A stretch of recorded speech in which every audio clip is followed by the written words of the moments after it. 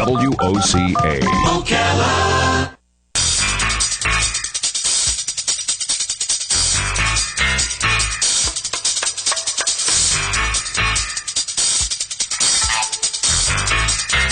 All right, 25 minutes before 11 o'clock. Beautiful looking Wednesday. I hope your day is going well. I hope you don't have any really sticky legal issues you're dealing with, but if you do, you might want to listen up.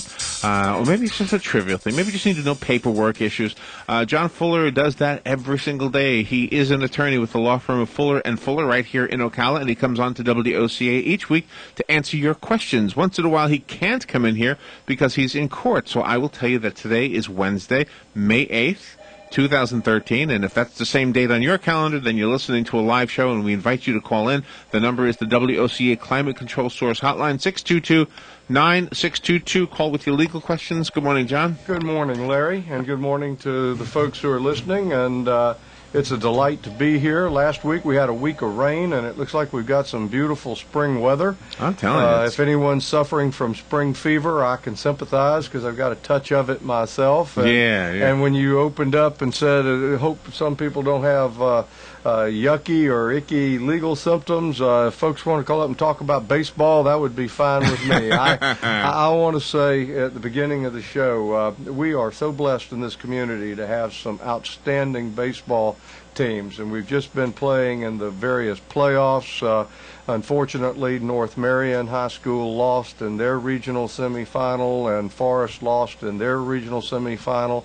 But I am delighted to report that last night Trinity Catholic High School won their regional semifinal and go down to Satellite Beach to play in the finals this Friday. And we want to congratulate all the young men who participate. It provides great entertainment. It's also wonderful for the kids, and we have some outstanding high school coaches who dedicate a lot of time and effort, not just to building good baseball players, but to building good young citizens. And so it's been great. So I want to give a wonderful congratulations to everybody who has participated.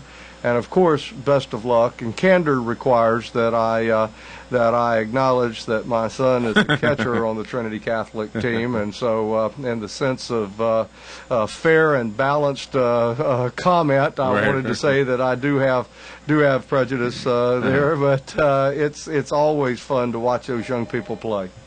All right, excellent. And let's go to the phone. Good morning. You're on the air with John.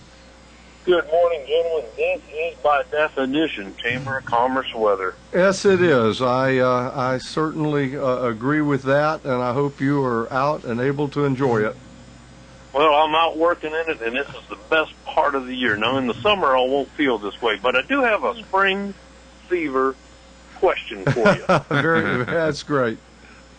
Now, here's the deal, and I'll hang up for the answer, but can I get a prenup in Florida and then go to Vegas and get married? Now, I don't know the girl yet, but I just want to know if I can get a prenup in Florida and go to Vegas and get married, and I'll hang up and get the answer, guys. Well, you, sir, are to be commended for being very far-sighted. That's an excellent question. He doesn't know the girl yet. I say that somewhat in jest, but there is a very serious note to that, because one of the major grounds to declare a prenuptial, which is sometimes called antenuptial, which is spelled A-N-T-E, not anti-nuptial, but antenuptial, like antebellum, meaning before the Civil War era. Right. You know, prenuptial or antenuptial means the same thing. And one of the grounds to invalidate an otherwise valid prenuptial agreement is if you waited too long and you presented it to your fiancé on the eve of the marriage. The appellate courts have said that places that person inherently under duress, and the agreement is presumptively invalid if you hand it to the prospective spouse as you're driving to the church and say, oh, by the way, if you don't sign this, there won't be a wedding. And so that has been grounds to set to declare the agreement invalid. To answer the gentleman's question, if you care to do a prenuptial agreement, They are valid. They are recognized in the law. If you have a prenuptial agreement in Florida, it really doesn't matter where you get married. Most prenuptial agreements, at least the ones that I've prepared, have a clause in them that invokes where the choice of law and venue is. I would put in it that it should be interpreted pursuant to the laws of the state of Florida, and any dispute over interpretation or enforcement should take place in the Circuit Court of the 5th Judicial Circuit in and for Marion County, Florida. You can put in a choice of laws and a choice of venue in the agreement. So it really doesn't matter where you get married. If the agreement is valid in Florida, it is valid and enforceable. Just to take the question one step further without getting into too much detail and technical things, there are a number of things that must be done properly. Obviously, it is recommended that you get a lawyer to advise you and to counsel you and to draft the prenuptial agreement. I know you can go online and get forms. I know you can go to the bookstore and buy books, but you should talk to a good lawyer because there are technical requirements, and if those technical requirements are not met, then the agreement is at risk for being declared invalid. And you have another phone call, John. Good morning. You're on the air with John Fuller. Good morning. Good morning, I have sir. a question that's somewhat related to the Boston Marathon bombing and the aftermath. Yes, sir. And if the police come to my door and say, at my home, and they say there's been a crime in the neighborhood and we'd like to come in your house and take a look around, what would be the proper wording for a citizen to say politely and courteously, I would rather not have you come in the house right now? What is the proper thing to say? Well, first of all, you do have a right to refuse a voluntary, consensual search of your home if you do not care to be subjected to that type of invasive behavior, and law enforcement are restricted and constrained by our state constitution and the United States Constitution to protect citizens from unreasonable search and seizure, and they cannot come into your home unless and until they go to a magistrate, a judge, and present sworn evidence that they have probable cause to believe that some type of criminal activity is or has occurred, or there is evidence of some criminal activity located in your residence, and then get a search warrant.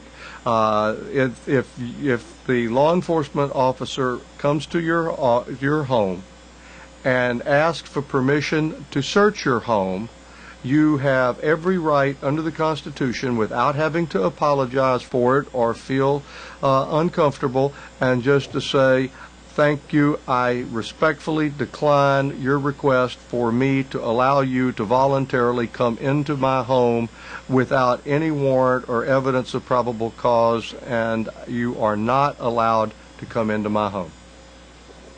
Okay, now that is an excellent answer. Now let me just carry that one step further. Say something like the Boston Massacre bombing. Could that, if you don't let them in, could you later be charged with obstruction or something like that because it was part of an ongoing investigation?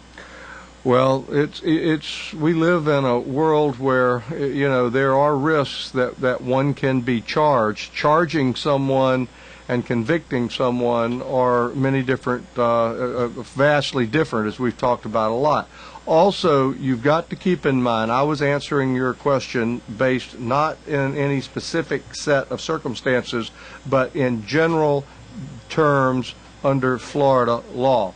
There was a large number of federal statutes that were passed after 9/11 that significantly curtailed, restricted, limited, and in some cases eliminated a lot of your basic rights under the Constitution if the federal authorities deemed you a risk of national security or came under the anti-terrorist laws that were passed. And I don't profess to have specific intimate knowledge of each and every one of those things. I know some of them have been held unconstitutional by the courts. The bottom line is, even though you have the right to refuse to allow someone to enter your home without a search warrant, if in fact you are harboring a fugitive or you are doing something that is a criminal activity, and you are ultimately, they do get a search warrant, they can charge you under certain circumstances with various crimes. But it's not a crime to refuse to allow someone to voluntarily come in and search your home if you don't want them to. Thank you, Mr. Fuller. Mm-hmm. Thank you for calling. Yeah, there were a lot of issues going on with that one. Very in-depth technical question that would require substantial, specific, focused research based upon the issue and the facts of each individual case. The first question about the prenup and all that. Oh, I think you have another call.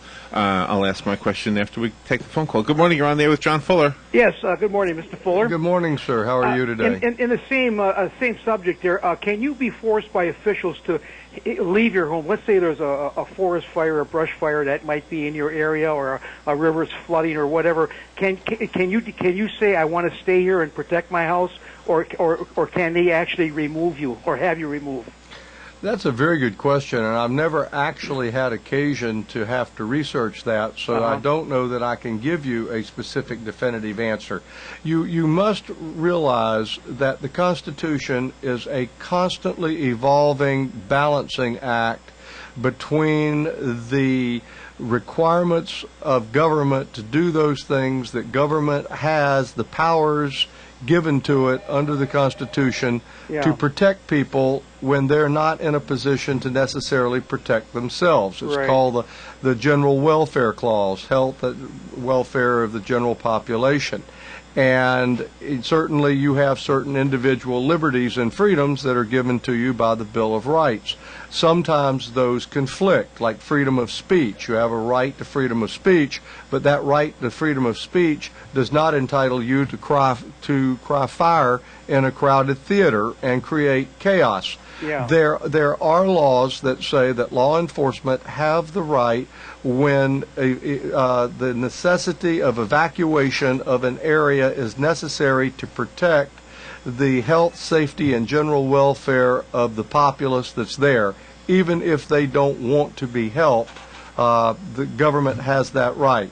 In fact, one of the interesting side notes, 30, 40 years ago, we had our first case that said that everyone riding a motorcycle had to wear a helmet. And a lot of people objected, and they had a case that tried that, saying, it's my head, it's my life, I have a right, if I want to break my neck or crack my skull riding my motorcycle, I have the right, and the government doesn't have the right to tell me I have to wear a helmet. And the appellate court, Judge Mann out of the 2nd District Court of Appeals in Lakeland, Florida, wrote an opinion, which I always chuckled, and I met Judge Mann and heard him lecture on this when I was in law school, and he said, the way I analyzed it is, it may be your right not to splatter your brains all over the road, but it is the cost of the taxpayer that has to pay the fireman to hose off your brains off the pavement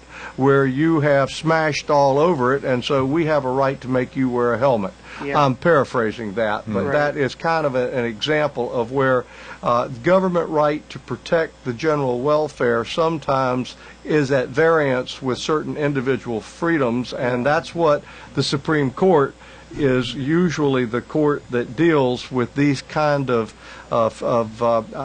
policy type legal questions. But very good question. Okay, thank you. Always a pleasure. Thank you for calling. You bet.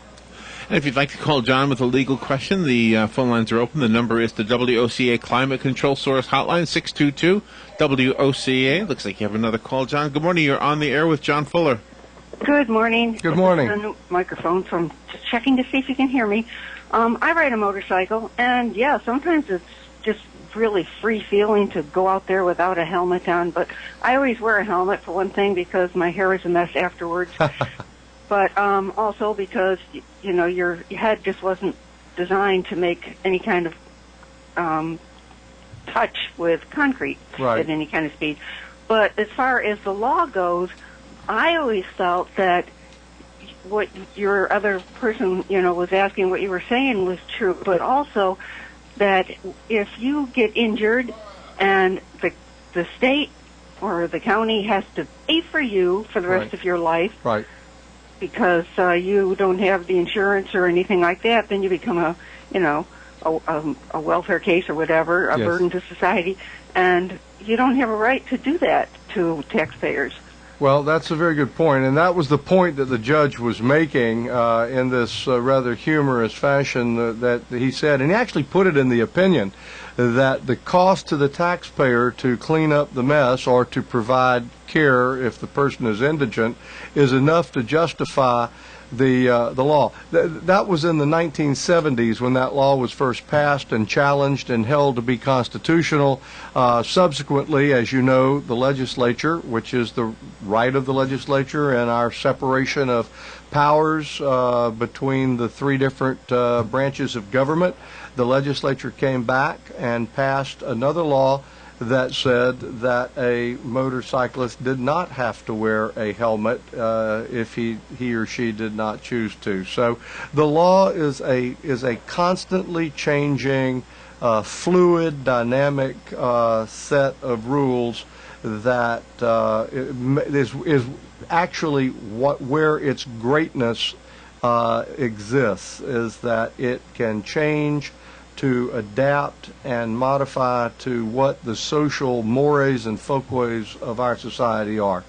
Well, it's also things, before I moved here, I used to watch this program that they filmed here, Miami Vice, and it was during a time when they did have the helmet law, but he never wore a helmet because it's cool not to wear a helmet, and we put that message across to the kids that are out there riding them now, instead of it's better, cool to wear a helmet. And I think if we had Hollywood on our side, it would sort of help matters a little bit as well.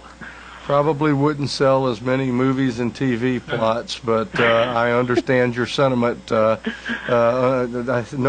one's consulted with me about that, so I don't guess I have a vote, but I understand and share a lot of your feelings, and I certainly appreciate you calling in today. Well, for all the bikers out there, you know, we see these stickers all over. It says, watch out for motorcycles, but there's always, no matter how careful you are, there's always one person that isn't going to see you, and your brains could be splattered. There's a wear a helmet, dummy.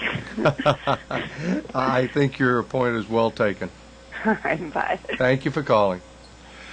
Yeah, and I can see it both ways, actually. I'm guessing the movie Easy Rider made a lot of people want to ride without a helmet. Oh, I think the... Or did they have helmets in that movie? I honestly don't remember, but, I can understand someone wanting to be comfortable and wanting to have the freedom.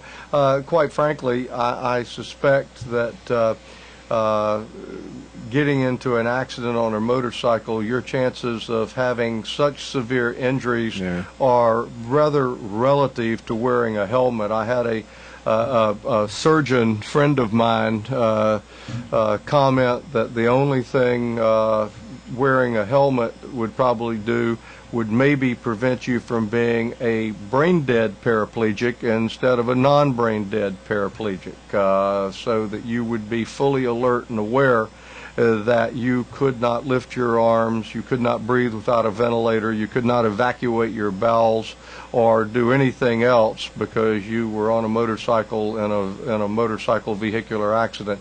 I think everyone understands you don't have a lot of protection when you're on a motorcycle and you collide with a vehicle or a tree or something like that. But that certainly, people have the right to make choices and to assume the risks of those choices. And society has rightfully concluded, in my opinion, that there should not be a law that says thou shalt not be able to ride a motorcycle. Right. But without question, there's inherent risk in doing that. But people get horribly injured in automobile accidents. People get horribly injured driving 18-wheeler tractor-trailer trucks. People die in plane crashes. I mean, those things do happen, and we don't have laws that prohibit people from engaging in those types of behavior. Going back to the question about the prenup and the marriage kind of laws, there used to be, and maybe it still is, you would hear people say, I'm going to get a Mexican divorce, implying that you go to Mexico and it's over in a couple of hours and you come back and you're divorced. I'm assuming that divorce is recognized legally in the United States, even though you didn't go through the procedures we normally go through here. Am I right? Maybe. Maybe. The question is, when you go out of country, then it is different than going to another state. Our Constitution says that each state shall give full faith and credit to the laws of the other state, either by reciprocity of full faith and credit or a judicial philosophy known as judicial comity, C-O-M-I-T-Y, not comedy, but comedy, which is, for lack of a better definition, judicial back-scratching. Georgia, you recognize our cases, our opinions, and we'll scratch your back and recognize your opinions. Not all divorces in foreign countries are recognized in this country. Oh, really? There are various treaties that involve that, and that's a very, very complex area that doesn't come in you don't see that every day, and the reason for doing that is that a lot of time people would go to Guadalajara, Mexico, or they would go somewhere down in the islands and purport to get a divorce, and it would be valid under some law down there that they made to encourage tourism to come down and have to stay in a hotel for a week to qualify, and in order to pump up money in their economy. Right. And you could get a divorce decree with a fancy seal on it and a ribbon and all kinds of stuff, and you would never have to tell your spouse that you did it.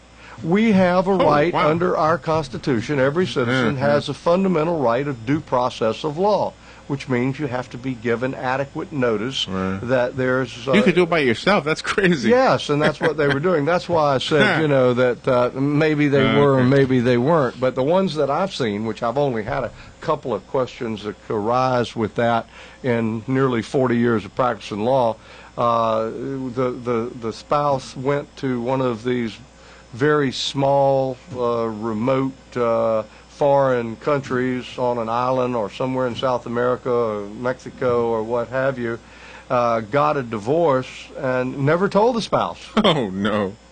That's crazy. And what was even worse is he didn't tell the new spouse when he married her that he wasn't legally divorced, so he then faced bigamy. Well, I guess the follow-up question would have been, if you had said, yes, we do recognize the Mexican divorce, the follow-up question would have been, and maybe it still applies, so I'll ask it, is if you can get a divorce in 2 hours in Mexico, and we recognize it, then why can't we have a 2-hour divorce here? I mean, we can. Oh, we do? Well, actually, the statute says that from the time you file it and serve it on the other party before the final judgment can be entered, there has to be at least a 20-day waiting period. But both parties, if they knowingly waive that, can waive that 20-day period. Oh, okay. So Florida has a no-fault divorce law. The question of terminating the marriage is one that is relatively uncontested. The only time it's contested is if they're minor children and one party feels that the marriage is not broken and that marriage counseling would facilitate a reconciliation. Then and only then the judge has the jurisdiction to postpone the entry of the final judgment for a period of time, but not to refuse to grant it. So it's a situation where if two people want to get divorced and they've agreed on all the issues and they have no dispute over any legal issue that would require judicial intervention, when one party files a petition, says, I want to be divorced, my marriage is irretrievably broken, and I've lived in Florida for 6 months continuously before filing this petition, and the other party files an answer that says, I agree, I want to be divorced, and we lived here for 6 months, and we've solved. It's called a simplified petition for dissolution of marriage, and the court will enter the order. You can send in the paperwork with an affidavit and a copy of your Florida driver's license, and you don't even have to go before the judge. There's something in Einstein's theory of relativity about time going faster sometimes. I think it always happens when you come in here. I'm not sure. Well, it's a joy to be here, Larry. I wish the rest of my day sometimes went this pleasantly and this fast. But I appreciate our listeners, and I appreciate you for having such good topical questions. Some of the cases on the national stage, I have so many questions about, but I know we like to stick to the local stuff, but we ran out of time. But anyway, thank you, John, for what you do. Thank you. It's a joy. Thank you, Larry, and thanks to all our listeners. And take advantage of that spring fever you're feeling right now. Give me a note to take back to the office, and I'll see if it works. And when's the next baseball game? The Friday night at Satellite Beach. All right. Trinity Catholic baseball team will play in the regional finals against Satellite Beach. After that game, the state championship starts on June 20th in Fort Myers, and the state champion will be determined on June 21st in Fort Myers, Florida. And I will say, and just in ending, that the Trinity Catholic baseball team, which doesn't always get as much press as some of the bigger schools, has over 6 kids playing on its team right now who have either already committed to major colleges to play college baseball at the next level, and several of them are being looked at by professional scouts. Wow. So it's, no wonder they're doing so well. It's a great opportunity, Yeah. and Coach Tommy Bond and his staff, Coach Hodges, all of them do a wonderful job with those kids, and I know that with the big programs, there's a lot of baseball to cover, and sometimes the press maybe can't get to all the games. But hopefully, now that we're the only team left playing in the playoffs, we'll get a little more notice. All right, John, thank you so much. Thank you, Larry. We'll take a little break, and we'll be right back.